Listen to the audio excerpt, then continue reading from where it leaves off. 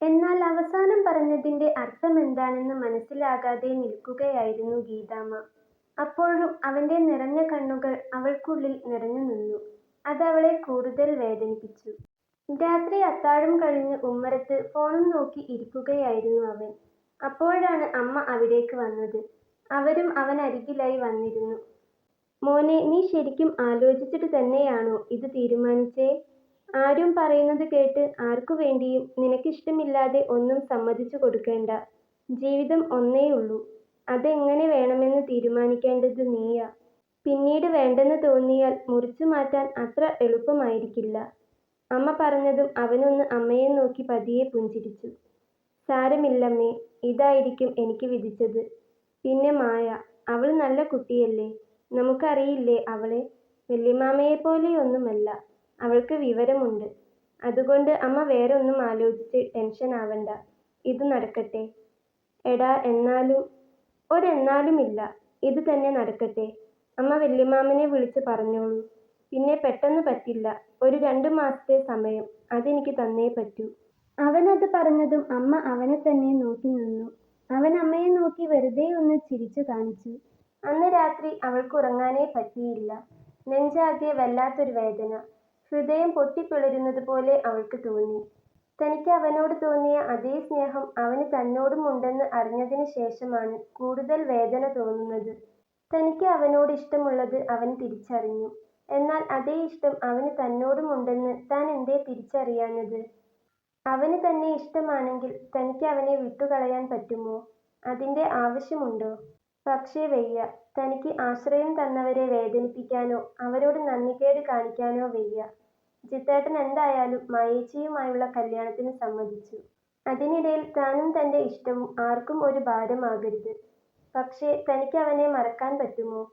പറ്റണം, മറക്കണം. എല്ലാം മറന്നേ പറ്റൂ. അല്ലെങ്കിൽ താനൊരു നന്ദിയില്ലാത്തവളായി പോകും. മനസ്സും ബുദ്ധിയും തമ്മിൽ ഒരു വാദം തന്നെയുണ്ടായി. അവസാനം മനസ്സിന് തോൽവി സമ്മതിക്കേണ്ടി വന്നു. അവനെ മറന്നു കളയാൻ അവൾ നിർബന്ധിതയായി. രാത്രി തന്നെ ഗീതാമ്മ സഹോദരനെ വിളിച്ച് കാര്യം പറഞ്ഞു. അവന് സമ്മതമാണെന്ന് കേട്ടപ്പോൾ അയാൾക്ക് വല്ലാത്ത സന്തോഷം തോന്നി. അങ്ങനെ ആ ഗവൺമെന്റ് ജോലിക്കാരൻ തന്റെ മകൾക്ക് സ്വന്തം. എന്തായാലും അവൻ കല്യാണത്തിന് സമ്മതിച്ചല്ലോ.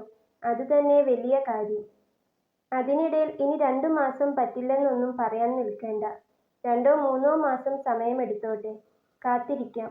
അവൻ സമ്മതിച്ചല്ലോ, അത് മതി. അയാൾ അന്ന് സന്തോഷത്തോടെ ഉറങ്ങാൻ കിടന്നു. പിറ്റേന്ന് തന്നെ അമ്മാവൻ പോയി ജ്യോത്സ്യനെ കണ്ട് നല്ല കുറച്ച് മുഹൂർത്തം കുറിച്ചു വാങ്ങി.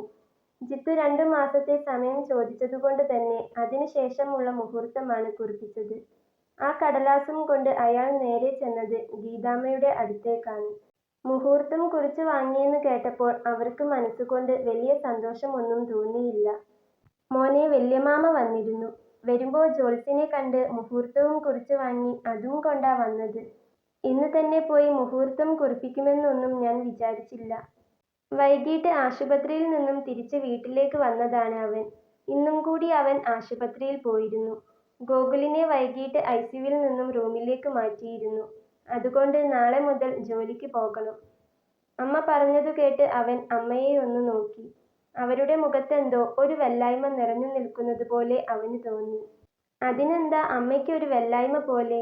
അമ്മയും ഇത് തന്നെയല്ലേ ആഗ്രഹിച്ചിരുന്നത്? അപ്പൊ പിന്നെ സന്തോഷിക്കുകയല്ലേ വേണ്ടത്? പിന്നെന്താ? അവനൊരു നേർത്ത ചിരിയോടെ പറഞ്ഞതും അമ്മയൊന്ന് വല്ലാതായി. മോനെ, അമ്മ നിന്നെ ഇതും പറഞ്ഞ് നിർബന്ധിച്ചിട്ടില്ലല്ലോ. മായമോള് നല്ലതാണെന്ന് മാത്രമല്ലേ പറഞ്ഞിട്ടുള്ളൂ. പിന്നെ ഇന്നലെ ഏട്ടൻ അങ്ങനെയൊക്കെ പറഞ്ഞപ്പോൾ ഉണ്ടായിരുന്ന ചെറിയൊരു താല്പര്യവും ഇല്ലാതായതുപോലെ. ഏയ്, ഞാൻ ചുമ്മാ പറഞ്ഞതല്ലേ. അമ്മ അതൊന്നും കാര്യമാക്കണ്ട. പിന്നെ ഞാൻ പറഞ്ഞല്ലോ, വല്യമാമയെക്കുറിച്ച് ഓർക്കേണ്ട. അച്ഛനെപ്പോലെയല്ലല്ലോ മോള്. മായ നല്ലവളല്ലേ. നമ്മൾ അത് നോക്കിയാൽ പോരെ. പിന്നെ 2 ദിവസം ലീവെടുത്തതുകൊണ്ട് ഇനി പെട്ടെന്ന് ഇതിനായിട്ട് ലീവെടുക്കാൻ പറ്റില്ല. അതുകൊണ്ട് ഞായറാഴ്ച കൂടിയിരുന്ന് ആലോചിക്കാം. വല്യച്ഛനോടും ചെറിയച്ഛനോടും ഒക്കെ പറയണ്ടേ. അവർക്കും ഞായറാഴ്ച ആയിരിക്കും സൗകര്യം. അവനൊരു ചിരിയോടെ അമ്മയുടെ കവിളിൽ തട്ടിക്കൊണ്ട് അതും പറഞ്ഞ് അകത്തേക്ക് നടന്നു. അവന്റെ മനസ്സിൽ എന്താണെന്ന് മനസ്സിലാക്കാനേ പറ്റുന്നില്ല. അവൻ ഉള്ളു നീറിക്കൊണ്ട് പുറമേ ചിരിക്കുകയാണോ? അമ്മ അവൻ പോകുന്നതും നോക്കി ഒരേ നിൽപ്പ് നിന്നു. മുറിയിലേക്ക് പോകുമ്പോൾ അവൻ കണ്ടിരുന്നു ഹാളിൽ നിൽക്കുന്ന അവളെ. എങ്കിലും കാണാത്തതുപോലെ അവൻ മുറിയിലേക്ക് നടന്നു. അമ്മയും മകനും തമ്മിലുള്ള സംസാരം അവൾ കേട്ടിരുന്നു. അവളുടെ ഉള്ളിൽ നിന്നും എന്തോ ഒന്ന് തേങ്ങി. തെളിച്ചമില്ലാത്ത ഒരു പുഞ്ചിരിയോടെ അവൾ അവളുടെ മനസ്സിനെ ആശ്വസിപ്പിക്കാൻ ശ്രമിച്ചു. പിറ്റേന്ന് ജോലി കഴിഞ്ഞു വരികയായിരുന്നു അവൾ. ഉണ്ണുമ്പോഴും ഉറങ്ങുമ്പോഴുമെല്ലാം അവളുടെ മനസ്സിൽ നിറഞ്ഞു നിന്നിരുന്നത് അവനായിരുന്നു. അതുകൊണ്ട് തന്നെ ബസ്സിറങ്ങി വീട്ടിലേക്ക് നടക്കുമ്പോഴും അവളുടെ ചിന്തകൾ അത്രയും അവനെക്കുറിച്ചായിരുന്നു. കുട്ടിക്കാലം മുതലേയുള്ള അവനെക്കുറിച്ചുള്ള ഓർമ്മകൾ അവൾക്കുള്ളിലൂടെ വന്നു പോയിക്കൊണ്ടിരുന്നു. അവൻ മറ്റൊരാളുടേതാകാൻ പോകുന്നു. അതിന് അവനും സമ്മതിച്ചിരിക്കുന്നു. എത്രയൊക്കെ മനസ്സിനെ പറഞ്ഞു പഠിപ്പിക്കാൻ ശ്രമിച്ചിട്ടും അവൾക്ക് അറിഞ്ഞുകൊണ്ട് അവനെ മറ്റൊരാൾക്ക് വിട്ടുകൊടുക്കാൻ ആവുന്നുണ്ടായിരുന്നില്ല. അവൾക്ക് നെഞ്ചിനകത്ത് വല്ലാത്ത വേദന തോന്നി. ഇനിയും ഇങ്ങനെ ഈ വേദന തനിക്ക് സഹിക്കാനാവില്ല.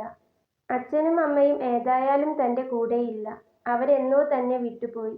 എങ്കിൽ പിന്നെ എല്ലാവർക്കും ഒരു ഭാരമായി ഈ വേദനയും തിന്നിങ്ങനെ താൻ ജീവിക്കേണ്ടതുണ്ടോ? അപ്പോഴത്തെ ഒരു പൊട്ടബുദ്ധിക്ക് അവൾക്ക് അങ്ങനെയാണ് തോന്നിയത്. അവളൊന്ന് ചുറ്റും നോക്കി. ഇല്ല, ആരുമില്ല. രണ്ടും കൽപ്പിച്ചവൾ നിറഞ്ഞൊഴുകിയ കണ്ണുകൾ അമർത്തി തുടച്ചുകൊണ്ട് ഇടതുവശത്തെ പാടത്തേക്ക് ഇറങ്ങി നടന്നു. അതിലേ നേരെ ചെന്നാൽ പുഴക്കരയിലേക്കാണ് എത്തുന്നത്. അവൾക്ക് അതിലേ പോകേണ്ട ആവശ്യമില്ലായിരുന്നു. എന്നിട്ടും അവൾ അവിടം ലക്ഷ്യം വെച്ചുകൊണ്ട് നടന്നു, ചിലതെല്ലാം മനസ്സിൽ ഉറപ്പിച്ചുകൊണ്ട്. സന്ധ്യാസമയമായതുകൊണ്ട് തന്നെ ആ വഴിയിലൊന്നും അപ്പോൾ ആരും ഉണ്ടായിരുന്നില്ല. അവളുടെ കാലുകൾ വേഗത്തിൽ അവിടേക്ക് ചലിച്ചു. കുറച്ചു ദൂരെ നിന്നേ വെള്ളത്തിന്റെ മേൽപ്പരപ്പ് കണ്ടു തുടങ്ങി. അവൾ വെപ്രാളത്തോടെ വേഗം അവിടേക്ക് നടന്നു. അവസാനം ആ കരയിൽ എത്തിയതും അവൾ ഒരു കിതപ്പോടെ നിന്ന് ചുറ്റും നോക്കി. വെള്ളത്തിന് നല്ല ഒഴുക്കുണ്ട്. അവൾ ഒരു നിമിഷം അതിലേക്ക് തന്നെ നോക്കി നിന്നു. അവളെ സ്നേഹിക്കുന്ന ഒത്തിരി പേരുണ്ട്. ജിത്തേട്ടൻ, ഗീതാമ്മ, അമ്മുച്ചേച്ചി, അങ്ങനെ അവരുടെ മുഖമെല്ലാം അവൾക്കുള്ളിലേക്ക് ഒരു നിമിഷം ഓടി വന്നു. പക്ഷേ അവനെ മറ്റൊരാളുടേതായി കാണുന്നത് ആലോചിക്കുമ്പോൾ മറ്റൊന്നിനും അവൾക്കുള്ളിൽ സമ്മർദ്ദം ചെലുത്താൻ സാധിച്ചില്ല. മരിച്ചുപോയ അവളുടെ പ്രിയപ്പെട്ടവരെയെല്ലാം ഒരു നിമിഷം ഓർത്തുകൊണ്ട് അവൾ കണ്ണുകൾ ഇറുക്കെ ചിമ്മി. കൗങ്ങിൻ പൂക്കുല പോലെ വിറയ്ക്കുന്നുണ്ടവൾ. പേടി കാരണം അവൾ ഇരു കൈകളും ചുരിദാറിന്റെ ടോപ്പിൽ അമർത്തിപ്പിടിച്ചു. പിന്നീട് ഒരു വട്ടം കൂടി താഴേക്ക് ഒഴുകുന്ന വെള്ളത്തിലേക്ക് നോക്കാൻ അവൾക്ക് ധൈര്യമുണ്ടായില്ല. രണ്ടും കൽപ്പിച്ചവൾ വെള്ളത്തിലേക്ക് ചാടാൻ ഒരുങ്ങിയപ്പോഴാണ് അവളുടെ കയ്യിൽ ഒരു പിടുത്തം വീണത്. അവളൊന്ന് ഞെട്ടി വിറച്ചു. ആരാണെന്ന് അവൾ തിരിഞ്ഞു നോക്കിയില്ല. അതാരാണെന്ന് നോക്കാനുള്ള ധൈര്യം അവൾക്കുണ്ടായിരുന്നില്ല. അവൾ അതേ നിൽപ്പ് നിന്നു. എന്നാൽ അവൾക്ക് ഇനിയും എന്തെങ്കിലും ചിന്തിച്ചു നിൽക്കാൻ ഇടം കൊടുക്കാതെ ആ വന്നയാൾ അവളെ തിരിച്ചു നിർത്തുകയും അവളുടെ കവിള് നോക്കിയൊന്ന് കൊടുക്കുകയും ചെയ്തിരുന്നു. അടിയുടെ ശക്തിയിൽ ഒരു വശത്തേക്ക് ചരിഞ്ഞു പോയ മുഖം പതിയെ ഉയർത്തി നോക്കുമ്പോൾ അവൾ കാണുന്നത് മുൻപിൽ നിൽക്കുന്ന ജിത്തുവിനെയാണ്. അവനെ കണ്ടതും അവളുടെ കണ്ണുകൾ വീണ്ടും നിറഞ്ഞൊഴുകി.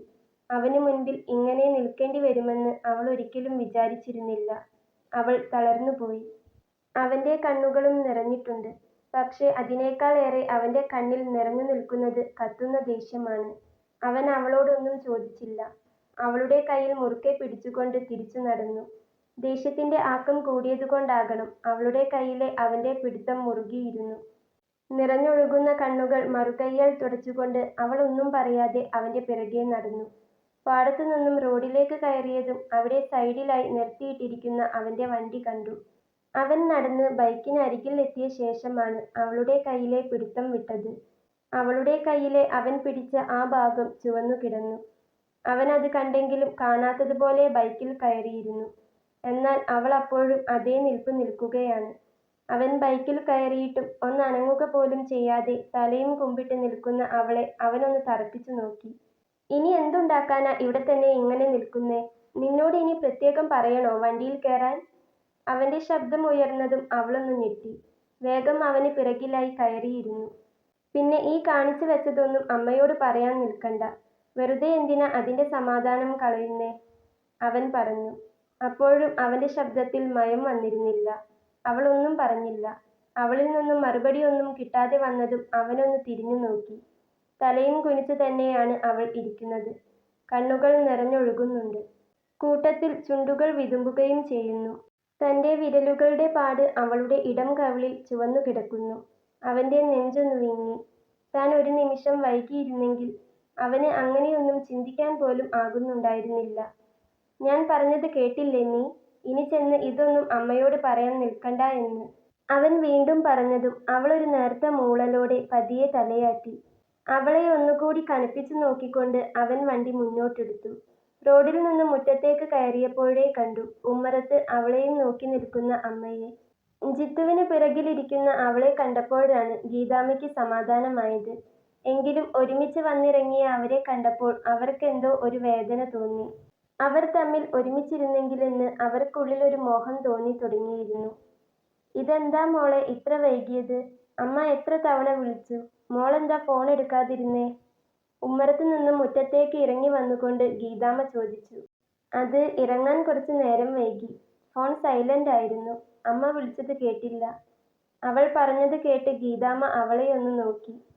ഇതെന്താ മോള് കരഞ്ഞോ? അവളുടെ കലങ്ങിയ കണ്ണുകൾ കണ്ട് അമ്മ ചോദിച്ചു. അത് അമ്മേ, ചെറിയൊരു തലവേദന. ഞാനൊന്ന് കിടക്കട്ടെ. അതും പറഞ്ഞവൾ വേഗം അകത്തേക്ക് നടന്നു. കവിളിലെ അവനടിച്ച പാട് കാണാതിരിക്കാൻ അവൾ കുറച്ച് മുടി മുന്നിലേക്ക് തൂക്കിയിട്ടിരുന്നു.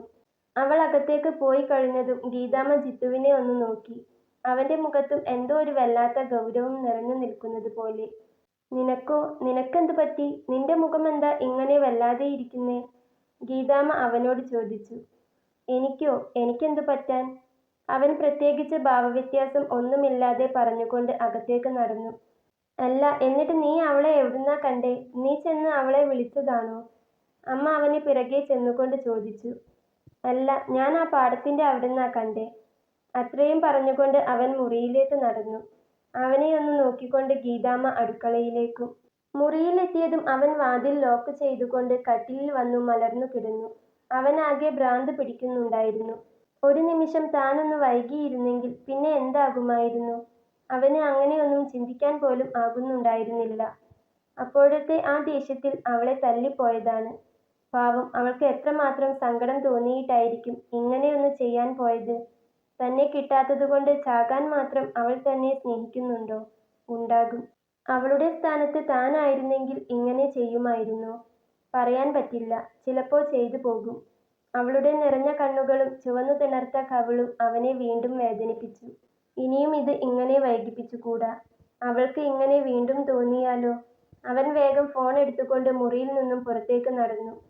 ഗീതാമ്മ അടുക്കളയിൽ ചെന്ന് നല്ലൊരു കട്ടൻ കാപ്പി ഇട്ട ശേഷം അതും കൊണ്ട് അവളുടെ മുറിയിലേക്ക് ചെന്നു. അവൾ വന്ന വേഷം പോലും മാറ്റാതെ കട്ടിലിൽ കമിഴ്ന്നു കിടക്കുകയാണ്. മോളെ, ഇത് കുടിക്ക്.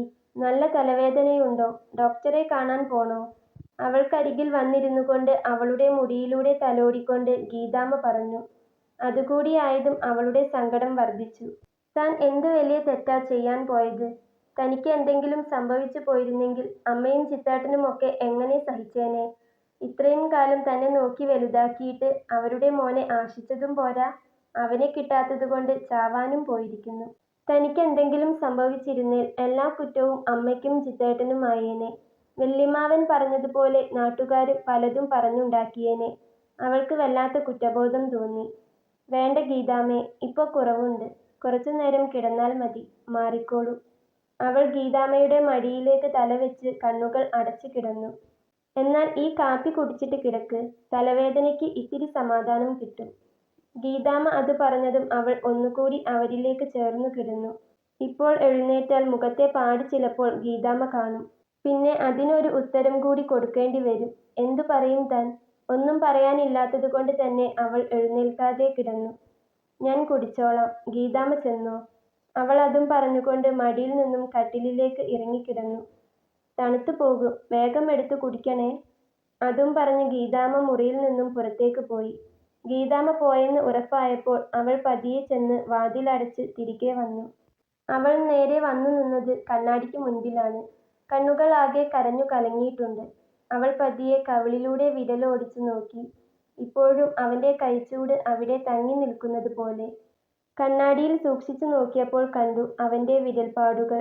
അവളുടെ മനസ്സാകെ കലങ്ങി മറിയുകയായിരുന്നു. ആ സമയം എന്താണ് വേണ്ടത്, എന്താണ് ചെയ്യേണ്ടത് എന്നറിയാത്ത ഒരു അവസ്ഥയായിരുന്നു അവൾക്കുള്ളിൽ. മരിക്കാനും ജീവിക്കാനും പറ്റാത്തതുപോലെ താൻ ഇതിനകത്ത് അകപ്പെട്ടു പോയിരിക്കുന്നു. താൻ എങ്ങനെയാണ് ഇതിൽ നിന്നും ഒന്ന് രക്ഷപ്പെടുക? ചിന്തിക്കുമ്പോൾ ഒരു ഉത്തരവും കിട്ടാത്തതുകൊണ്ട് തന്നെ അവളുടെ കണ്ണുകൾ വീണ്ടും നിറഞ്ഞൊഴുകി. 2 പേരെയായിരുന്നു അവന് വിളിക്കാൻ ഉണ്ടായിരുന്നത്. അത് കഴിഞ്ഞതും അവൻ മുറിയിലേക്ക് തന്നെ വന്നു. ഇപ്പോഴും കൺമുന്നിൽ തെളിഞ്ഞു വരുന്നത് പേടിച്ചു വിറച്ച് പുഴയിലേക്ക് ചാടാൻ നിൽക്കുന്നവളെയാണ്. ഇന്ന് ജോലി അല്പം നേരത്തെ കഴിഞ്ഞിരുന്നു. ഒരുപക്ഷേ അതുകൊണ്ടായിരിക്കും അവൾ ഇപ്പോഴും ജീവനോടെ നിൽക്കുന്നത് തന്നെ. അവൾ മാത്രമല്ല താനും. അവൾക്ക് എന്തെങ്കിലും പറ്റിയിരുന്നെങ്കിൽ പിന്നെ തനിക്ക് ജീവിക്കാൻ തോന്നുമോ? റോഡിലൂടെ വരുമ്പോൾ ദൂരെ നിന്നേ കണ്ടിരുന്നു പാടവരമ്പിലൂടെ നടന്നു പോകുന്നവളെ. അതുകൊണ്ടാണ് വണ്ടി അവിടെ നിർത്തിയത്. വീട്ടിലേക്ക് പോകേണ്ട വഴി അതല്ലായിരുന്നു. പിന്നെ എന്തിന് ഈ സമയം അതുവഴി അവൾ പോകണം എന്ന ചിന്ത വന്നതും വണ്ടി നിർത്തി വേഗം അവൾക്ക് പിന്നാലെ നടന്നു. പുഴക്കരയിലേക്കാണ് അവൾ പോകുന്നതെന്ന് കണ്ടതും നെഞ്ച് വല്ലാതെ പിടച്ചിരുന്നു. നടക്കുകയല്ല, അവൾക്ക് പിറകെ ഓടുകയാണ് ചെയ്തത്. ഓടി അവൾക്ക് അരികിൽ എത്തുമ്പോഴേക്കും അവൾ ചാടാൻ തയ്യാറായി കഴിഞ്ഞിരുന്നു. ഒരു നിമിഷം ഒന്ന് വൈകിയിരുന്നെങ്കിൽ എല്ലാം കൈവിട്ടു പോയേനെ. നല്ല ഒഴുക്കുള്ളതുകൊണ്ട് ചാടിയ നിമിഷം തന്നെ താഴേക്ക് ഒലിച്ചു പോകും. മാത്രമല്ല നല്ല അടിയൊഴുക്കുമുണ്ട്. എന്തോ ദൈവം കൂടെയുള്ളതുകൊണ്ട് തൽക്കാലം ഒന്നും സംഭവിച്ചില്ല. പക്ഷേ ഒരു പ്രാവശ്യം അവൾ ഇതിന് ശ്രമിച്ചതുകൊണ്ട് ഇനി ഇങ്ങനെയൊന്നും ചെയ്യില്ല എന്ന് ഉറപ്പിക്കാൻ പറ്റില്ല. ആ സമയം അവന്റെ ചിന്തകൾ അവളെക്കുറിച്ചായിരുന്നു. പിറ്റേന്ന് രാവിലെ അവൾ ജോലിക്ക് പോകാൻ തയ്യാറാകുമ്പോഴാണ് ജിത്തു അവൾക്ക് അരികിലേക്ക് വന്നത്. "നീ ഇന്ന് ജോലിക്ക് പോകണ്ട, ഇവിടെ ഇരുന്നാൽ മതി," അവൻ അവളോട് പറഞ്ഞു. അവന്റെ ശബ്ദം ഉറച്ചതായിരുന്നു. അവൾ അവനെ ഒന്ന് നോക്കി. അവന്റെ കണ്ണിൽ ഇപ്പോഴും തന്നോട് ദേഷ്യമുള്ളതുപോലെ. "ജിത്തേട്ടാ, സോറി. ഞാൻ ഇനി അങ്ങനെയൊന്നും ചെയ്യില്ല. ഇന്നലെ എന്തോ ഒരിതിന് പറ്റിപ്പോയതാ." "വേണ്ട, എനിക്കൊന്നും കേൾക്കണ്ട. ഞാൻ പറഞ്ഞത് കേട്ടാൽ മതി. മര്യാദയ്ക്ക് ഇവിടെ ഇരുന്നോണം." അവൻ അത് പറഞ്ഞതും അവളുടെ കണ്ണുകൾ എന്തിനോ നിറഞ്ഞു വന്നു. "ആര് എന്തു പറഞ്ഞാലും ഇങ്ങനെ ഒഴുക്കിക്കളയാൻ മാത്രം നിനക്ക് എവിടുന്നാ ഈ കണ്ണീര് വരുന്നേ? പിന്നെ മറ്റുള്ളവര് പറയുന്നത് പോലെ നീ ഇവിടെ ഒരു അധികപ്പറ്റല്ല, ആർക്കും ശല്യവുമല്ല. നിന്നെ ഇവിടേക്ക് കൊണ്ടുവരാൻ അധികാരപ്പെട്ടവര് തന്നെയാണ് ഇവിടേക്ക് നിന്നെ കൊണ്ടുവന്നത്. ഇവിടെ നിൽക്കാനുള്ള അവകാശവും നിനക്കുണ്ട്. അതുകൊണ്ട് നീ ഇവിടുത്തെ ആരാണെന്ന് ഇനിയെങ്കിലും ഒന്ന് സ്വയം ചിന്തിച്ചു നോക്ക്. പിന്നെ ഇനി എന്നോട് ചോദിച്ചേ ഇവിടെ നിന്നും പുറത്തു പോകാവൂ. കേട്ടല്ലോ?" അവനൊരു മറുപടിക്ക് കാത്തു നിൽക്കാതെ അവൾ എന്തെങ്കിലും പറയുന്നതിനു മുൻപേ അവളുടെ മുറിയിൽ നിന്നും പുറത്തേക്ക് നടന്നു. അവൾ ഒരു തളർച്ചയോടെ അവൻ പോകുന്നത് നോക്കി നിന്നു. അവന്റെ വണ്ടിയുടെ ശബ്ദം ദൂരേക്ക് അകന്നപ്പോഴാണ് അവൻ ജോലിക്ക് പോയെന്ന് അവൾക്ക് മനസ്സിലായത്. പിന്നെ പതിയെ ഫോണെടുത്ത് ഇന്ന് ലീവാണെന്ന് ഓഫീസിലേക്ക് വിളിച്ചു പറഞ്ഞു. പിന്നെ നല്ല വസ്ത്രം മാറ്റി സാധാരണ വീട്ടിലിടുന്ന വേഷവുമിട്ട് അവൾ അടുക്കളയിലേക്ക് നടന്നു. ഗീതാമ്മ അടുക്കളയിൽ എന്തോ ചെയ്യുമ്പോഴാണ് അവൾ അടുക്കളയിലേക്ക് വന്നത്. പിറകിലൊരു കാലനക്കം അറിഞ്ഞ ഗീതാമ്മ തിരിഞ്ഞു നോക്കി. സാധാരണ വേഷത്തിൽ അടുക്കളയിലേക്ക് വന്ന അവളെ കണ്ട് ഗീതാമ്മയുടെ നെറ്റിയൊന്ന് ചുളിഞ്ഞു. "തലവേദന മാറിയില്ലേ മോളെ? മോളിന്ന് പോകുന്നില്ലേ?" അവർ അവൾക്ക് അരികിലേക്ക് വന്നുകൊണ്ട് ചോദിച്ചു. "ഇല്ല ഗീതാമ്മേ, പോകുന്നില്ല. പോകണമെന്നാ കരുതിയത്. പക്ഷേ എന്തോ തലവേദന ശരിക്കും മാറാത്തതുപോലെ." അവൾ അങ്ങനെയാണ് പറഞ്ഞത്. "വയ്യെങ്കിൽ മോള് പോയി കിടന്നോ. ഇവിടുത്തെ പണികളൊക്കെ അമ്മ ചെയ്തോളാം." "അതിനു മാത്രം ഒന്നുമില്ല ഗീതാമ്മേ. ചെറിയൊരു തലവേദന, അത്രേ ഉള്ളൂ. വെറുതെ ഇരുന്നാൽ കൂടും." തന്റെ തലവേദന അങ്ങനെ കിടന്നാലൊന്നും മാറില്ലെന്ന് അവൾക്ക് അറിയാമായിരുന്നു. എന്തെങ്കിലും ജോലി ചെയ്താൽ ആ സമയത്തെങ്കിലും എല്ലാം ഒന്ന് മറക്കാമെന്ന് അവൾക്ക് തോന്നി. അതുകൊണ്ട് അവൾ അവരുടെ കൂടെ അടുക്കളയിൽ തന്നെയങ്ങ് കൂടി. വൈകുന്നേരം ജോലി കഴിഞ്ഞ് ഇറങ്ങാൻ നേരമാണ് ജിത്തുവിന്റെ ഫോണിലേക്ക് ആ കോൾ വന്നത്. അവനും ആ ഒരു കോളിനു വേണ്ടി കാത്തിരിക്കുകയായിരുന്നു. അവൻ വേഗം കോളെടുത്ത് കാതോട് ചേർത്തു. അപ്പുറത്തു നിന്നും പറഞ്ഞ വാക്കുകൾ അവന് ആശ്വാസം നൽകുന്നതായിരുന്നു. അത്ര നേരം മനസ്സിൽ തിങ്ങി നിന്നിരുന്ന പ്രയാസത്തിന് ചെറിയൊരു ആശ്വാസം കിട്ടിയതുപോലെ അവന് തോന്നി. വീട്ടിൽ വന്ന് ഒരു കുളിയും പാസ്സാക്കി ഉമ്മറത്ത് വന്ന് വെറുതെ ഫോണും നോക്കിയിരിപ്പാണ് ജിത്തു. അപ്പോഴാണ് അവിടേക്ക് അച്ചു വന്നത്. അവൻ അവളെ കണ്ടിട്ടില്ലായിരുന്നു. അതുകൊണ്ട് തന്നെ അവൾ വന്നിട്ട് കുറച്ചു നേരമായി മിണ്ടാതെ അവിടെ നിൽക്കുന്നു. അവന് പിന്നെയും ഒരു മാറ്റവുമില്ലെന്ന് കണ്ട് അവൾ പതിയെ ഒന്നവനെ വിളിച്ചു നോക്കി. "ജിത്തേട്ടാ?" അപ്പോഴാണ് അവൻ ഫോണിൽ നിന്നും തലയുയർത്തിയത്. എന്തേ?" അവൻ അതും ചോദിച്ചുകൊണ്ട് വീണ്ടും ഫോണിലേക്ക് തന്നെ തല താഴ്ത്തി. "അത്, എനിക്ക് ജോലിക്ക് മാറ്റം കിട്ടി. ഇവിടെയല്ല, കുറച്ചു ദൂരെയാ. കമ്പനി വക തന്നെ താമസ സൗകര്യവും കിട്ടും. ഞാൻ അങ്ങോട്ട് മാറിയാലോ എന്നാലോചിക്കുക." അവൾ അത് പറഞ്ഞതും അവനൊന്ന് തലയുയർത്തി അവളെ നോക്കി. അവന്റെ കണ്ണിൽ വല്ലാത്തൊരു സംശയം നിറഞ്ഞു നിന്നിരുന്നു. ഇത്ര പെട്ടെന്ന് ഒരു സൂചന പോലുമില്ലാതെ, അതും ഈ സമയത്ത് തന്നെ ഇങ്ങനെയൊരു മാറ്റം എങ്ങനെ വന്നു? ഇത് സത്യമാണെങ്കിൽ അവൾ ചോദിച്ചു വാങ്ങിയത് തന്നെയാകുമെന്ന് അവന് തോന്നി. അവൻ അല്പനേരം അവളെ നോക്കി നിന്നു. പിന്നെ പതിയെ ചോദിച്ചു, മാറ്റം വന്നതോ അതോ നീ ചോദിച്ചു വാങ്ങിയതോ? അവന്റെ ചോദ്യത്തിൽ അവളൊന്ന് പരുങ്ങി. അതാണ് സത്യമെന്ന് അവൾക്ക് അറിയാമായിരുന്നു. ഇവിടെ നിന്ന് പോയിട്ട് എന്തിനാ? ഇന്നലെ കാണിച്ചതുപോലെ വല്ലതും ഒപ്പിക്കാനാണോ? അത് ചോദിക്കുമ്പോൾ അവന്റെ ശബ്ദത്തിൽ വല്ലാത്തൊരു ഗൗരവമുണ്ടായിരുന്നു. ഇല്ല ജിത്തേട്ടാ, ഇനി അങ്ങനെയൊന്നും ഉണ്ടാവില്ല. ഞാൻ പറഞ്ഞല്ലോ, നേരത്തെ എന്തോ ഒരു പൊട്ട ബുദ്ധിക്ക് ഞാൻ അങ്ങനെ ചിന്തിച്ചു പോയതാ. ഇനി അങ്ങനെയൊന്നും ഉണ്ടാവില്ല. അവൾ വളരെ ശബ്ദം താഴ്ത്തിയാണ് അത് പറഞ്ഞത്. ഗീതാമ്മ ഇതേപ്പറ്റി അറിയരുതെന്ന് അവൾക്ക് നിർബന്ധമുണ്ടായിരുന്നു. അവനൊന്നും പറഞ്ഞില്ല. അവളെ ഒന്ന് തറപ്പിച്ചു നോക്കിയതേയുള്ളൂ. ഞാൻ പൊയ്ക്കോട്ടെ? വെറുതെ ഞാൻ കാരണം ജിത്തേട്ടനൊരു ചീത്തപ്പേരുണ്ടാകേണ്ട. ഇനിയും ഞാനിവിടെ നിന്നാൽ ജിത്തേട്ടൻ ഇതുപോലെ വീണ്ടും പലതും കേൾക്കേണ്ടി വരും. അതിലും നല്ലത് ഞാൻ ഇവിടെ നിന്നും പോകുന്നതല്ലേ. ലീവ് കിട്ടുമ്പോ ഒക്കെ വരാമല്ലോ. വരാൻ എനിക്ക് ഇവിടെ മാത്രമല്ലേ ഉള്ളൂ. ഇങ്ങനെയൊന്നും പറയണമെന്ന് അവൾ വിചാരിച്ചതല്ല. പക്ഷേ എന്തോ ഒരു ചിന്തയിൽ അവൾ അറിയാതെ പറഞ്ഞു പോയതാണ്. അമ്മാവൻ പറഞ്ഞത് അവൾക്ക് വല്ലാതെ മനസ്സിൽ കൊണ്ടിട്ടുണ്ടെന്ന് അവന് മനസ്സിലായി. അവളുടെ ശബ്ദം പലപ്പോഴും ഇടറുന്നുണ്ടെന്ന് അവന് തോന്നി. അവൻ അവളെ അലിവോടെയൊന്ന് നോക്കി. ഞാൻ പറഞ്ഞല്ലോ, പലരും പലതും പറയും. അതു കേട്ട് നീ ഇവിടെ നിന്നും പോകണോ? നിനക്കറിയില്ലേ നീ ഇവിടത്തെ ആരാണെന്ന്? പിന്നെന്താ? എനിക്ക് കുറച്ച് സമയം കൂടി താ. ഞാൻ എല്ലാം ശരിയാക്കിക്കോളാം, ജിത്തു അവളോട് പറഞ്ഞു. പക്ഷേ അവൻ പറഞ്ഞതിന്റെ പൊരുൾ എന്തെന്ന് അവൾക്ക് മനസ്സിലായില്ല. വേണ്ട ജിത്തേട്ടാ, എനിക്ക് പോകണം. അതിന് ഏട്ടൻ വെറുതെ തടസ്സം നിൽക്കരുത്. എന്റെ സമാധാനത്തിന് വേണ്ടിയാ ഞാൻ പോകുന്നേ. ഏട്ടൻ സമ്മതിക്കണം. ഞാൻ ജിത്തേട്ടന്റെ കല്യാണം ആകുമ്പോഴേക്കും വരും. അവൾ എങ്ങനെയോ പറഞ്ഞു നിർത്തിയതും അവൻ അവളെ കണ്ണെടുക്കാതെ നോക്കി നിന്നുപോയി. അവളുടെ നെഞ്ചിപ്പോൾ വിങ്ങിപ്പൊട്ടുകയായിരിക്കുമെന്ന് അവന് തോന്നി. നീ ശരിക്കും ആലോചിച്ചിട്ടാണോ ഇത്? അവൻ വീണ്ടും അവളോട് ചോദിച്ചു. അതെ, ഞാൻ എല്ലാം തീരുമാനിച്ചു. 2 ദിവസത്തിനുള്ളിൽ അവിടെ ജോയിൻ ചെയ്യണം. അവൾ പറയുന്നത് കേൾക്കുമ്പോൾ അവനാകെ ഭ്രാന്ത് പിടിക്കുന്നുണ്ടായിരുന്നു. അവളെ തന്റെ കൺമുൻപിൽ നിന്ന് പോലും മാറ്റി നിർത്താൻ പേടിയാണിപ്പോൾ. അതുകൊണ്ടാണ് ഇന്ന് ജോലിക്ക് പോകാൻ സമ്മതിക്കാതെ അവളെ ഇവിടെ വീട്ടിൽ തന്നെ പിടിച്ചു നിർത്തിയത്. ഇവിടെയാകുമ്പോൾ അമ്മ അവളെ ശ്രദ്ധിക്കുമെന്ന് അവന് ഉറപ്പുണ്ടായിരുന്നു. അമ്മാവൻ അങ്ങനെയൊക്കെ പറഞ്ഞതുകൊണ്ട് അവൾക്ക് നല്ല ടെൻഷൻ ഉണ്ടെന്നും അവളെ നന്നായൊന്ന് ശ്രദ്ധിക്കണമെന്നും അവൻ അമ്മയോട് അവൻ രാവിലെ ജോലിക്ക് പോകുന്നതിന് മുൻപേ തന്നെ പറഞ്ഞേൽപ്പിച്ചിരുന്നു. അമ്മാവൻ അങ്ങനെയൊക്കെ പറഞ്ഞത് അമ്മയും കേട്ടതുകൊണ്ട് തന്നെ ആർക്കായാലും വിഷമമാകുമെന്നും അവർക്കറിയാം. അതുകൊണ്ട് അതിനെപ്പറ്റി കൂടുതലൊന്നും ചിക്കിച്ചികഞ്ഞ് ചോദിക്കാനും അവർ നിന്നില്ല. അവൾ എന്തെങ്കിലും കടുങ്കൈ ചെയ്താലോ എന്ന് വിചാരിച്ച് എങ്ങും പോകാതെ അവളെ പിടിച്ചു വെച്ചിരിക്കുകയായിരുന്നു അവൻ. അപ്പോ നീയെല്ലാം തീരുമാനിച്ചുറപ്പിച്ചുവല്ലേ? പിന്നെ ഇനി എന്തിനാ എന്നോട് ചോദിക്കുന്നേ? പോ, എവിടെയാണെന്ന് വെച്ചാ പോ. നിനക്കിഷ്ടമുള്ളതുപോലെ ചെയ്യ്. അല്ലെങ്കിലും നീ എപ്പോഴെങ്കിലും എന്നെ മനസ്സിലാക്കാൻ ശ്രമിച്ചിട്ടുണ്ടോ? ഇല്ലല്ലോ. അതുകൊണ്ട് നിനക്കിഷ്ടമുള്ളതുപോലെ ചെയ്തോ. ചിന്തിക്കുമ്പോൾ അവനാകെ ഭ്രാന്ത് പിടിച്ചു വരുന്നുണ്ടായിരുന്നു. അങ്ങനെയല്ല, ഞാൻ ഏട്ടനെക്കുറിച്ച് കൂടി ഓർക്കുന്നതുകൊണ്ടാ ഇങ്ങനെയൊക്കെ. മതി, കൂടുതലൊന്നും പറയണ്ട. എനിക്കൊന്നും കേൾക്കണ്ട. അവളെ പറഞ്ഞു പൂർത്തിയാക്കാൻ സമ്മതിക്കാതെ അവൻ പറഞ്ഞു. അമ്മേ ഒന്നിങ്ങ് വന്നേ. അവൻ അടുക്കളയിലേക്ക് നോക്കി നീട്ടി വിളിച്ചു. ദാ വരുന്നു എന്നൊരു മറുപടിയും തിരികെ വന്നു. അതിനു പിന്നാലെ തന്നെ ഗീതാമ്മ ഉമ്മറത്തെത്തിയിരുന്നു. എന്താടാ, എന്തിനാ നീ വിളിച്ചേ? അമ്മ ചോദിച്ചു. അപ്പോഴാണ് കുറച്ചു മാറി ചുമര് ചാരി നിൽക്കുന്ന അച്ചുവിനെ അവർ കാണുന്നത്.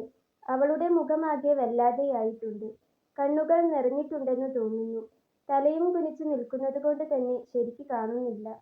അവരവനെയും അവളെയും ഒന്ന് മാറി മാറി നോക്കി. എന്താടാ, എന്താ പറ്റിയത്?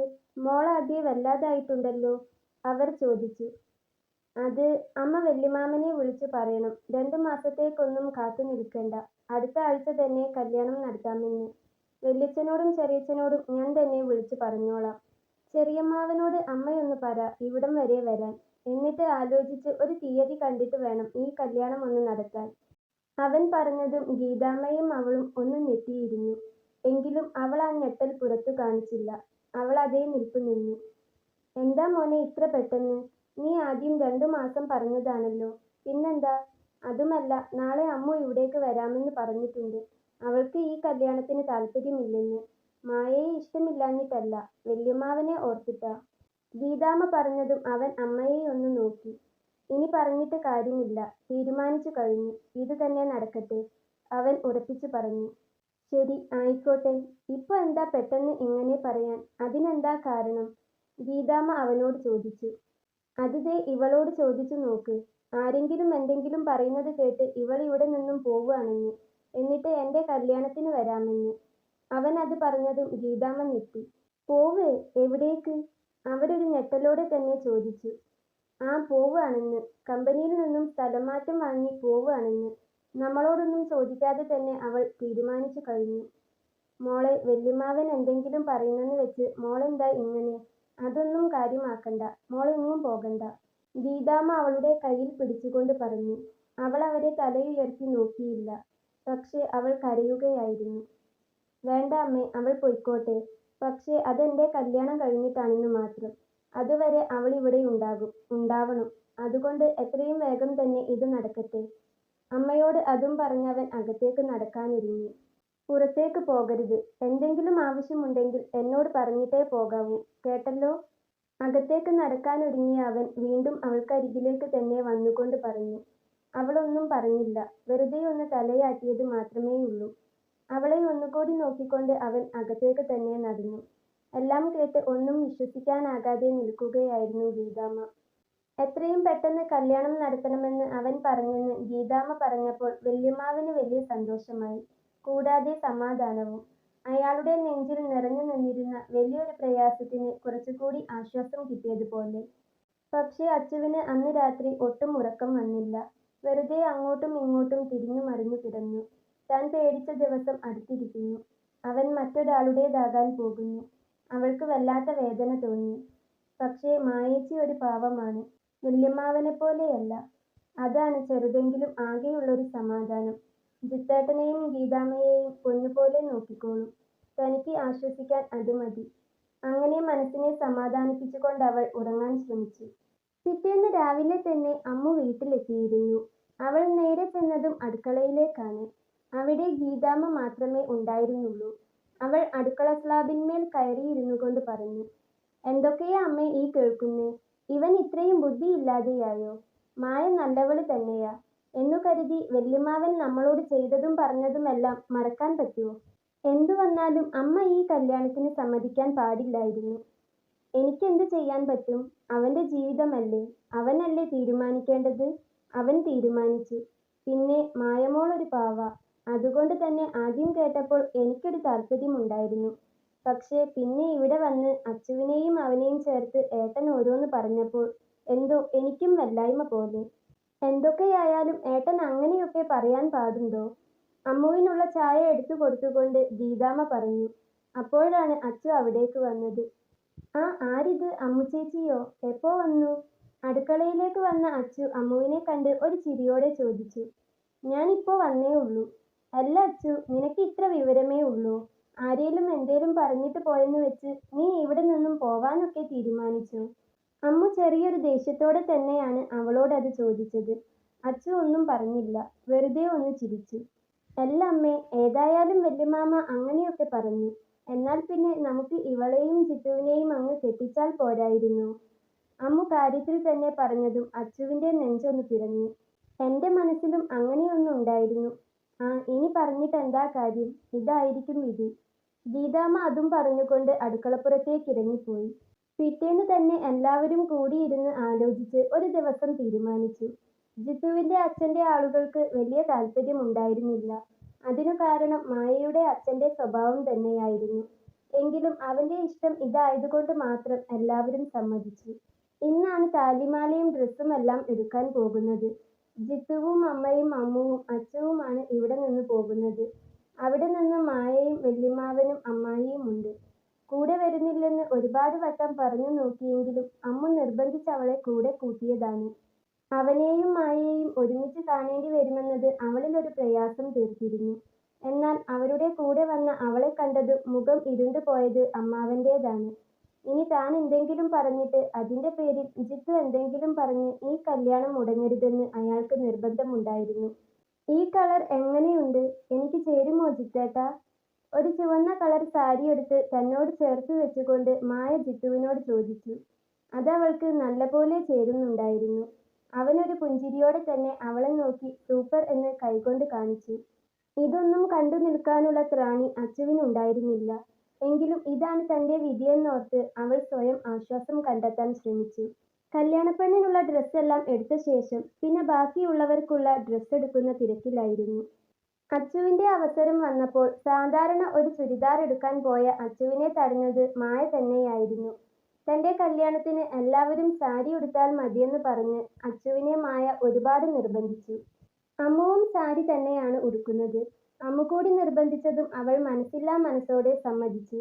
ഒരുപാട് നല്ല സാരികൾ വേറെയുണ്ടായിരുന്നെങ്കിലും അധികം വർക്കൊന്നുമില്ലാത്ത കോട്ടൺ സിൽക്കിന്റെ കരിഞ്ഞ പച്ചക്കളർ സാരിയായിരുന്നു അവളെടുത്തത്. അവൾക്ക് ഏതെങ്കിലും ഒന്നെടുത്ത് എത്രയും പെട്ടെന്ന് വീട്ടിൽ എത്തിയാൽ മതിയെന്നേ ഉണ്ടായിരുന്നുള്ളൂ. എന്നാൽ അമ്മുവും മായയും അത് അവളുടെ ദേഹത്തോട് ചേർത്ത് വെച്ചു. ഒരു നിമിഷം എല്ലാവരുടെയും കണ്ണുകളൊന്ന് വിടർന്നിരുന്നു. അത്രയേറെ അവൾക്ക് ആ കളർ ചേരുന്നുണ്ടായിരുന്നു. ഗീതാമ്മയുടെ കണ്ണുകൾ അവളിൽ തന്നെയായിരുന്നു. തന്റെ മകന്റെ പെണ്ണായി അവൾ വരണമെന്ന് അവർ വളരെ ആഗ്രഹിച്ചിരുന്നു. എന്നാൽ ഇനി അത് നടക്കില്ലെന്നതുകൊണ്ട് തന്നെ എത്രയും പെട്ടെന്ന് നല്ലൊരു ചെക്കനെ കണ്ടുപിടിച്ച് അവളുടെ വിവാഹം നടത്തണമെന്ന് അവർ മനസ്സിൽ തീരുമാനിച്ചിരുന്നു. ജിത്തുവിന്റെ കണ്ണുകളും അവളിൽ തന്നെയായിരുന്നു. അവളെ വല്ലാത്തൊരു ഭംഗി അവന് തോന്നി. പക്ഷേ ആ കണ്ണിലെ വേദന അവന് കാണാൻ പറ്റുന്നുണ്ടായിരുന്നു. അതവനെ തളർത്തി. എന്തോ ഒരു കുറ്റബോധം അവന്റെ ഉള്ളിൽ നിറഞ്ഞു. ഇതെല്ലാം പെണ്ണുങ്ങളുടെ സെക്ഷൻ ആയതുകൊണ്ട് വല്യമ്മാവൻ നേരത്തെ അവിടെ നിന്നും മാറി അപ്പുറത്തുള്ള സെറ്റിയിൽ ചെന്ന് ഇരുന്നിരുന്നു. ഒരു കണക്കിന് അത് നന്നായി. ഇല്ലെങ്കിൽ ഇതെല്ലാം കണ്ടാൽ മനസ്സുകൊണ്ട് അയാൾ അവളെ പ്രാഗിയേനെ. ഉച്ചയ്ക്ക് ഊണ് കഴിച്ച ശേഷമാണ് അവർ താലിമാലയും മോതിരവും വാങ്ങാൻ വേണ്ടി കയറിയത്. മായയ്ക്കുള്ള പൊന്നെല്ലാം അതിനു മുൻപേ അവളും വീട്ടുകാരും ചെന്നെടുത്തിരുന്നു. ഊണ് കഴിക്കുമ്പോഴും താലിമാല എടുക്കുമ്പോഴുമെല്ലാം മായയും ജിത്തുവും ഒരുമിച്ചായിരുന്നു. മായയുടെ കണ്ണിലെ തിളക്കം അച്ചു കാണുന്നുണ്ടായിരുന്നു. അവൾ അതീവ സന്തോഷത്തിലാണെന്ന് അച്ചുവിന് തോന്നി. ഒരു നിമിഷം അച്ചുവിന് സ്വയം കുറ്റബോധം തോന്നി. മറ്റൊരു പെണ്ണിന്റെ സന്തോഷത്തിൽ താൻ വേദനിക്കാൻ പാടില്ല. അതിനി താൻ എത്ര സ്നേഹിക്കുന്നവനായാലും. മറക്കണം, മറന്നേ പറ്റൂ. അച്ചു, ഇതെങ്ങനെയുണ്ട്, കൊള്ളാമോ? മായ താലിമാല കയ്യിലെടുത്തു കാണിച്ചുകൊണ്ട് അച്ചുവിനോട് ചോദിച്ചു. ഒരു നിമിഷം അച്ചു ഒന്ന് ഞെട്ടി. പിന്നെ പതിയെ കൊള്ളാമെന്ന് തലയാട്ടി. നീ ശരിക്കും ഇതൊന്ന് നോക്ക് അച്ചു, കൊള്ളാമോ? നിനക്കിഷ്ടായോ? മായ വീണ്ടും ചോദിച്ചു. അച്ചു ആ താലിമാലയിലേക്കൊന്ന് നോക്കി. എന്തോ അവളുടെ നെഞ്ച് പിടയ്ക്കുന്നുണ്ടായിരുന്നു. അവൾ കൊള്ളാമെന്ന് വരുത്തി തീർത്തൊരു ചിരിയോടെ പറഞ്ഞു. അച്ചുവിനോട് ചോദിച്ച അതേ ചോദ്യം മായ എല്ലാവരോടും ചോദിച്ചിരുന്നു. വല്യമ്മാവൻ ഇത്രയൊക്കെ പറഞ്ഞിട്ടും ഒരു നോട്ടം കൊണ്ട് പോലും തന്നെ അകറ്റി നിർത്താതെ തന്നെ പരിഗണിക്കുന്ന മായയോട് അവൾക്ക് വല്ലാത്ത അലിവ് തോന്നി, സ്നേഹം തോന്നി. തന്റെ ഉള്ളിലെ വേദന അവരുടെ ജീവിതത്തിൽ ഒരിക്കലും ഒരു പ്രയാസമായി തീരരുതേ എന്നവൾ ആ നിമിഷം ആത്മാർത്ഥമായി പ്രാർത്ഥിച്ചു. പിന്നീട് അങ്ങോട്ട് കല്യാണത്തിന്റെ തിരക്ക് തന്നെയായിരുന്നു. കല്യാണ വസ്ത്രങ്ങൾ എടുത്തു വന്നതിനു ശേഷം അമ്മുവും കുഞ്ഞും വീട്ടിലേക്ക് തിരിച്ചു പോയിട്ടില്ല. ഇടയ്ക്ക് അവളുടെ ഭർത്താവ് ഒന്ന് പോയിട്ട് വരും. ആളും ബഹളവുമായപ്പോൾ അച്ചു അതിന്റെ തിരക്കിലായി. എങ്കിലും എത്രയൊക്കെ മറക്കാൻ ശ്രമിച്ചിട്ടും അവളുടെ ഉള്ളിൽ അവനെന്നത് അപ്പോഴും ഒരു തീരാ നോവായി തന്നെ കിടന്നു. ഇന്നാണ് കല്യാണം. തൊട്ടടുത്തുള്ള കൃഷ്ണന്റെ അമ്പലത്തിൽ വെച്ച് കല്യാണം നടത്താനാണ് തീരുമാനിച്ചത്. അമ്മയുടെയും കാരണവന്മാരുടെയുമെല്ലാം കാലു തൊട്ട് അനുഗ്രഹം വാങ്ങിയ ശേഷം അമ്പലത്തിലേക്ക് തിരിച്ചു. ബന്ധുക്കാരടക്കം എല്ലാവരും നേരത്തെ തന്നെ അമ്പലത്തിൽ എത്തിച്ചേർന്നിരുന്നു. ചന്ദനക്കളർ ഷർട്ടും സ്വർണ്ണക്കരയുള്ള കസവുമുണ്ടുമാണ് ജിത്തുവിന്റെ വേഷം. ചുവന്ന പട്ടുസാരിയിൽ നിറയെ സ്വർണ്ണാഭരണങ്ങളോടെ കല്യാണപ്പെണ്ണായി ഒരുങ്ങി മായയും അവളുടെ വീട്ടുകാരുമെല്ലാം അവിടെ എത്തിയിരുന്നു. അച്ചു മായയെയും ജിത്തുവിനെയും ഒന്ന് നോക്കി. രണ്ടുപേരും തമ്മിൽ നല്ല ചേർച്ചയുണ്ട്. അവൾ നേർത്തൊരു പുഞ്ചിരിയോടെ തന്നെ അവരെ നോക്കി നിന്നു. മുഹൂർത്തമായി, എന്നാ പിന്നെ ചടങ്ങിലേക്ക് കടക്കാം അല്ലേ? പൂജാരി ചോദിച്ചതും വല്യമ്മാവൻ ആയിക്കോട്ടെ എന്നും പറഞ്ഞ് ജിത്തുവിനെയും മായയെയും കുറച്ച് മുൻപിലേക്ക് നീക്കി നിർത്തി. ഇതാ ഈ താലി വധുവിന്റെ കഴുത്തിലേക്ക് ചാർത്തിക്കോളൂ. പൂജാരി അതും പറഞ്ഞ് താലിമാല എടുത്ത് ജിത്തുവിന്റെ നേരെ നീട്ടി. ജിത്തു മായയെ ഒന്ന് നോക്കി. അവളുടെ കണ്ണുകൾ വല്ലാതെ തിളങ്ങിയിരുന്നു. അവൾ നിറഞ്ഞ പുഞ്ചിരിയോടെ ജിത്തുവിനെ നോക്കി. അവന്റെ ചുണ്ടിലും അപ്പോൾ ഒരു പുഞ്ചിരി നിറഞ്ഞു നിന്നിരുന്നു. അവരുടെ പരസ്പരമുള്ള നോട്ടവും പുഞ്ചിരിയും കണ്ടപ്പോൾ വല്യമ്മാവന്റെ മനസ്സ് നിറഞ്ഞു. പക്ഷേ അച്ചു ഒരു വട്ടമേ അവിടേക്ക് നോക്കിയുള്ളൂ. ആ കാഴ്ച ഇങ്ങനെ കണ്ടു നിൽക്കാൻ തനിക്കാവില്ലെന്ന് അവൾക്കറിയാമായിരുന്നു. എന്താ മോനെ ഇത്? ആ താലി വാങ്ങി ഇവളുടെ കഴുത്തിൽ കെട്ട്. വല്യമ്മാവൻ ജിത്തുവിന് അരികിലേക്ക് നീങ്ങി നിന്നുകൊണ്ട് പറഞ്ഞു. ജിത്തു അയാളെ നോക്കി ഒന്ന് പുഞ്ചിരിച്ചു. താലി കെട്ടാം, പക്ഷേ അതിനു മുൻപ് ചെറിയൊരു കാര്യം കൂടിയുണ്ട്. ജിത്തു അയാളെ നോക്കി പറഞ്ഞതും വല്യമ്മാവന്റെ ഉള്ളിൽ ഒരു വെള്ളിടി വെട്ടി. നടക്കാൻ പാടില്ലാത്തത് എന്തോ നടക്കാൻ പോകുന്നു എന്ന് അയാളുടെ ഉള്ളിൽ നിന്ന് ആരോ പറഞ്ഞു. അവിടെ നിന്ന എല്ലാവരുടെയും പുരികം ചുളിഞ്ഞു. ഗീതാമ്മയും അച്ചുവും അമ്മുവും വല്യമ്മായിയുമെല്ലാം കാര്യം മനസ്സിലാവാതെ മുഖത്തോട് മുഖം നോക്കി. അരുണേ! ജിത്തു തിരിഞ്ഞു നിന്ന് പുറകിലേക്ക് നോക്കി വിളിച്ചതും ആൾക്കൂട്ടത്തിനിടയിൽ നിന്നും ഒരു ചെറുപ്പക്കാരൻ അവിടേക്ക് വന്നു. മെറൂൺ കളർ ഷർട്ടും സ്വർണ്ണക്കരയുള്ള കസവുമുണ്ടുമായിരുന്നു അവന്റെ വേഷം. അവനെ കണ്ടതും മായയുടെ കണ്ണുകൾ തിളങ്ങി. ഒപ്പം സന്തോഷം കൊണ്ടോ സങ്കടം കൊണ്ടോ ആ കണ്ണുകൾ നിറഞ്ഞൊഴുകുകയും ചെയ്തു. അവൻ അവളെ നോക്കി ചിരിച്ചുകൊണ്ട് കണ്ണുകൾ ഇറുക്കെ ചിമ്മിക്കാണിച്ചു. അവന്റെ ആ ചിരിക്ക് വല്ലാത്തൊരു ഭംഗിയുണ്ടായിരുന്നു. ആ ചിരി പതിയെ മായയുടെ ചുണ്ടിലേക്കും വ്യാപിച്ചിരുന്നു. എല്ലാവരും ഞെട്ടലിലാണ്. ഇവിടെ എന്താണ് നടക്കുന്നതെന്നറിയാതെ അച്ചു ജിത്തുവിനെ തന്നെ ഒന്ന് നോക്കി. ആ വന്നവനെ കണ്ടതും വല്യമ്മാവന് കാര്യങ്ങളുടെ ഏകദേശം കിടപ്പ് മനസ്സിലായി. അയാൾ ജിത്തുവിനെയും മായയെയും ഒന്ന് തറപ്പിച്ചു നോക്കി. അപ്പോൾ എല്ലാവരും എല്ലാം അറിഞ്ഞുകൊണ്ടായിരുന്നു ഇത്. അതുകൊണ്ടാണ് കല്യാണത്തിന് സമ്മതമല്ലെന്ന് പറഞ്ഞു നടന്ന അവനും ഇവനെയല്ലാതെ വേറെ ആരെയും വിവാഹം കഴിക്കില്ലെന്ന് പറഞ്ഞ ഇവളും പെട്ടെന്ന് കല്യാണത്തിന് സമ്മതിച്ചത്. എല്ലാവരും കേൾക്കാൻ വേണ്ടി പറയുകയാ. ഇത് അരുൺ. ഈ നിൽക്കുന്ന മായയും ഇവനും തമ്മിൽ ഇഷ്ടത്തിലാണ്. ഇവൾക്ക് കല്യാണം ആലോചിച്ചു തുടങ്ങിയപ്പോൾ ഇവൾ ഇവളുടെ ഇഷ്ടത്തെക്കുറിച്ച് പറഞ്ഞതാണ്. പക്ഷേ ഇവളുടെ അച്ഛൻ ഇതിന് സമ്മതിച്ചില്ല. ഇവൾ കാലു പിടിച്ച് കരഞ്ഞു പറഞ്ഞു നോക്കി. വരുന്ന ഒരാലോചനയും ഇവൾ സമ്മതിക്കാതെ വന്നപ്പോഴാണ് വല്യമ്മാവൻ ഇവളുടെ ആലോചനയും കൊണ്ട് എൻ്റെ അടുത്ത് വന്നത്. ഞാൻ ഇവളെ എൻ്റെ സ്വന്തം സഹോദരിയെപ്പോലെ മാത്രമേ കണ്ടിട്ടുള്ളൂ. അതുകൊണ്ട് ഞാനും ഈ കല്യാണത്തിന് സമ്മതമല്ലെന്ന് പറഞ്ഞു. അന്ന് രാത്രി വല്യമ്മാവൻ വീട്ടിൽ വല്ലാത്ത വഴക്കുണ്ടാക്കി. വല്യമ്മാവൻ തീരുമാനിക്കുന്ന ആളെ കിട്ടിയില്ലെങ്കിൽ കൊന്നുകളയുമെന്ന് പറഞ്ഞു. ഇവൻ ഗൾഫിലാണ്. 2 മാസം കൂടി കഴിഞ്ഞാൽ ഇവന് ലീവ് കിട്ടുമായിരുന്നു. അതുകൊണ്ട് ഇവൻ വരുന്നത് വരെ ഒന്ന് പിടിച്ചു നിൽക്കാൻ വേണ്ടി മാത്രമാണ് 2 മാസം കഴിഞ്ഞാൽ കല്യാണം നടത്താമെന്ന രീതിയിൽ ഞാൻ ഈ കല്യാണത്തിന് സമ്മതിച്ചത്. പക്ഷേ ഇപ്പോൾ ഈ കാര്യത്തിൽ പെട്ടെന്നൊരു തീരുമാനം ഉണ്ടാകണമെന്ന് എനിക്ക് തോന്നി. അതുകൊണ്ടാണ് ഞാൻ ഇവനെ എമർജൻസി ലീവ് എടുപ്പിച്ച് ഇവിടേക്ക് വിളിച്ചു വരുത്തിയത്. ഇവന് അമ്മയും അച്ഛനും ഇല്ല. ഇവന്റെ ചെറുപ്പത്തിലെ അവർ മരിച്ചു പോയതാണ്. ഏക മകനാണ്. അതുകൊണ്ട് മാത്രമല്ല, സ്നേഹിച്ചു പോയി എന്നുള്ളത് കൊണ്ടും കൂടിയാണ് വല്യമ്മാവൻ ഈ കല്യാണത്തിന് സമ്മതിക്കാത്തത്. പക്ഷേ അത് അവന്റെ തെറ്റാണോ? അവന് നല്ലൊരു ജോലിയുണ്ട്. അല്ലലില്ലാതെ അവളെ പോറ്റാനും അവന് പറ്റും. സ്നേഹിക്കുന്നവർ തമ്മിലല്ലേ കല്യാണം കഴിക്കേണ്ടത്? അവരല്ലേ ഒരുമിച്ച് ജീവിക്കേണ്ടത്? ഞാനും ഇവളും കല്യാണം കഴിച്ചാൽ ഞങ്ങൾ സന്തോഷത്തോടെ ആയിരിക്കില്ല. ഈ പെണ്ണെന്നും ഇവനെ ഓർത്ത് കരയേണ്ടി വരും. ഇവൾ മാത്രമല്ല, ഞാനും. അതുകൊണ്ട് ഇവരൊരുമിച്ച് ജീവിക്കട്ടെ. അതല്ലേ നല്ലത്? എൻ്റെ മോളെ കാര്യം തീരുമാനിക്കാൻ നീ ആരാടാ? എല്ലാം അറിഞ്ഞുകൊണ്ട് ഇവന്റെ കൂടെ കൂടി നീ ഞങ്ങളെ ചതിക്കുകയായിരുന്നു അല്ലേടാ? അയാൾ ദേഷ്യം കൊണ്ട് ജിത്തുവിന് നേരെ ചെന്നു. അപ്പോഴേക്കും അവിടെ കൂടി നിന്ന ആളുകൾ അയാളെ പിടിച്ചുവെച്ചു. നിനക്കിവളെ കെട്ടാൻ മനസ്സില്ലെങ്കിൽ കെട്ടണ്ട. വാടി ഇവിടെ. അയാൾ അതും പറഞ്ഞ് മായയുടെ കൈയും പിടിച്ച് അവിടെ നിന്ന് പോകാനൊരുങ്ങിയതും അരുൺ അയാൾക്ക് മുൻപിലേക്ക് ചെന്നു. ഇല്ലാത്ത ലീവും ഉണ്ടാക്കി ഞാനിന്ന് ഇവിടെ വന്നത് ഇവളെ പിടിച്ചുകൊണ്ട് പോകുന്നത് കാണാനല്ല. ഇനിയെങ്കിലും ഒന്ന് സമ്മതിച്ചൂടെ? ഇവളെ എനിക്ക് തന്നൂടെ? പൊന്നുപോലെ നോക്കിക്കോളാം ഞാൻ. അത് പറയാൻ നീ ആരാടാ? എൻ്റെ മോളെ നിനക്ക് കെട്ടിച്ചു തരില്ലെന്ന് ഞാൻ പറഞ്ഞാൽ പറഞ്ഞതാ. അയാളും വാശിയോടെ തന്നെ പറഞ്ഞു. എന്തൊക്കെയാ ഏട്ടാ ഈ പറയുന്നേ? ഈ കല്യാണത്തിന് സമ്മതിക്കൂ. എൻ്റെ മോള് ഇത്രയും കാലം തീ തിന്നത് എനിക്കറിയാം. ഇനിയെങ്കിലും അതൊന്ന് സന്തോഷത്തോടെ ജീവിച്ചോട്ടെ. അവളുടെ അമ്മ അയാൾക്കരികിലേക്ക് വന്നുകൊണ്ട് പറഞ്ഞു. അപ്പോഴേക്കും മായ കരഞ്ഞു തുടങ്ങിയിരുന്നു. ഒന്ന് സമ്മതിക്ക് അച്ഛാ, പ്ലീസ്. മായയും കരഞ്ഞുകൊണ്ട് പറഞ്ഞു. മുഹൂർത്തം ഇപ്പോൾ കഴിയും. എന്തെങ്കിലും ഒന്ന് തീരുമാനിക്കൂ. പൂജാരി പറഞ്ഞതും എല്ലാവരും അയാളെ സമ്മതിക്കാനായി നിർബന്ധിച്ചു. ഇത്രയും ആയ സ്ഥിതിക്ക് ഇനി വേറെ നല്ലൊരു ആലോചന വരില്ലെന്ന് ആളുകൾ പറയാൻ തുടങ്ങിയതും അയാൾ അവസാനം സമ്മതിച്ചു. മായയുടെ കണ്ണുകൾ സന്തോഷം കൊണ്ട് വിടർന്നു. കണ്ണീരൊഴുകി. അരുണിന്റെ കണ്ണുകളും സന്തോഷം കൊണ്ട് നിറഞ്ഞിരുന്നു അപ്പോൾ. നേരത്തെ ജിത്തു നിന്ന അതേ സ്ഥാനത്ത് അരുൺ വന്നു നിന്നു. പൂജിച്ച താലി അരുൺ അവളുടെ കഴുത്തിൽ ചാർത്തി. അവളുടെ സീമന്തരേഖ അവൻ അവന്റെ വിരലാൽ ചുവപ്പിച്ചു. അരുണിന്റെ വളരെ വേണ്ടപ്പെട്ട സുഹൃത്തുക്കളും അവിടെയുണ്ടായിരുന്നു. എല്ലാവരുടെയും കണ്ണിൽ സന്തോഷം. അയാൾ മകളുടെ കൈ അരുണിന്റെ കൈയിലേക്ക് ചേർത്ത് വെച്ചതും അവന്റെ കൂട്ടുകാരുടെ അടക്കം എല്ലാവരുടെയും ആർപ്പുവിളികൾ അവിടെ ഉയർന്നു. തന്റെ മകളുടെ മുഖത്ത് ഏറെ നാളുകൾക്ക് ശേഷം നിറഞ്ഞ സന്തോഷം കണ്ടതും ആ അമ്മ മനസ്സ് സന്തോഷം കൊണ്ട് നിറഞ്ഞു. അവരുടെ കണ്ണുകളും സന്തോഷത്താൽ നിറഞ്ഞു. ഇനി ജിത്തുവിന്റെ കാര്യത്തിൽ എന്തെങ്കിലും തീരുമാനമുണ്ടോ? ഉണ്ടെങ്കിൽ വേഗം നോക്കണം. മുഹൂർത്തം ഇപ്പോൾ കഴിയും. പൂജാരി അത് പറഞ്ഞതും എല്ലാവരുടെയും കണ്ണുകൾ അവന്റെ മുഖത്തേക്കായി. ഗീതാമ്മ എന്തോ പറയാൻ തുടങ്ങുമ്പോഴാണ് അവൻ അവർക്കരികിലേക്ക് നടന്നത്. അവർക്കരികിൽ തന്നെ അച്ചുവും അമ്മുവും നിൽക്കുന്നുണ്ട്.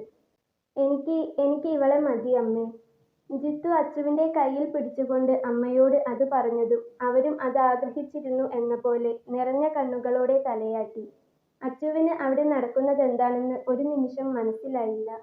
അവളൊരു ഞെട്ടലോടെ ജിത്തുവിനെ നോക്കിയതും അവനൊരു പുഞ്ചിരിയോടെ അവളെ നോക്കി കണ്ണു ചിമ്മി.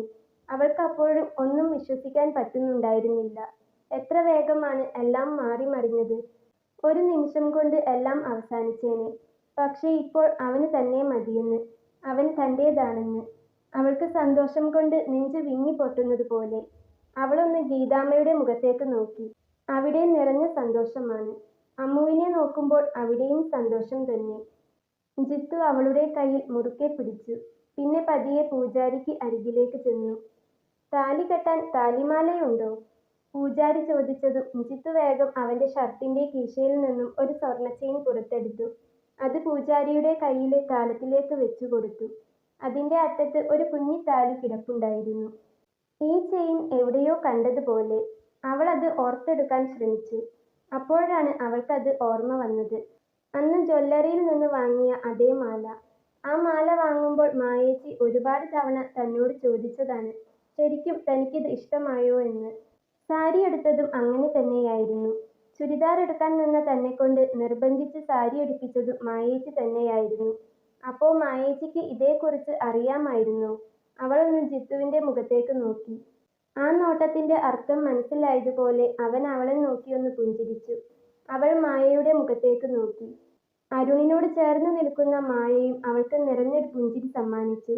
അരുൺ വാങ്ങിയ താലി മായയുടെ കഴുത്തിൽ അവളുടെ ഹൃദയത്തോട് ചേർന്ന് കിടപ്പുണ്ടായിരുന്നു. അപ്പോൾ ഇതാ, ഇത് കുട്ടിയുടെ കഴുത്തിൽ കെട്ടിക്കോളൂ. പൂജാരി താലത്തിൽ നിന്നും ആ മാലയെടുത്ത് ജിത്തുവിന് നേരെ നീട്ടി. അവൻ അത് നിറഞ്ഞ മനസ്സോടെ തന്നെ അവളുടെ കഴുത്തിൽ ചാർത്തി.